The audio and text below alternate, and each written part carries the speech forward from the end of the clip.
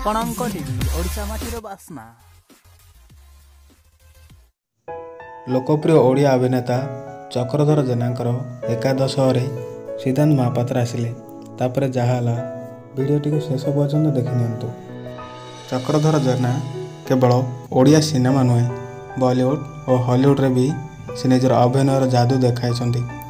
1988 ମସିହାରେ ସେ ଦିଲ୍ଲୀର ନ୍ୟାସନାଲ୍ ସ୍କୁଲ ଅଫ୍ ଡ୍ରାମାରୁ ପାସ୍ ହେବା ପରେ ଅଭିନୟ ଜଗତରେ ପାଦ ରଖିଥିଲେ। ସୂଚନା ଅନୁଯାୟୀ ଗତ କିଛିଦିନ ହେବ ଚକ୍ରଧର ଜେନାଙ୍କର ସ୍ୱାସ୍ଥ୍ୟ ଭଲ ନଥିଲା। ସେ ମଧୁମେହ ଜନିତ ରୋଗରେ ପୀଡ଼ିତ ଥିଲେ। ତେବେ ଚିକିତ୍ସାଧୀନ ଅବସ୍ଥାରେ ତାଙ୍କର ପରଲୋକ ହୋଇଥିଲା। ତେବେ ତାଙ୍କ ଏକାଦଶରେ ଅନେକ କଳାକାର ଯୋଗ ଦେଇଥିଲେ। ତେବେ କିଏ କିଏ ଆସିଥିଲେ ଦେଖିନିଅନ୍ତୁ।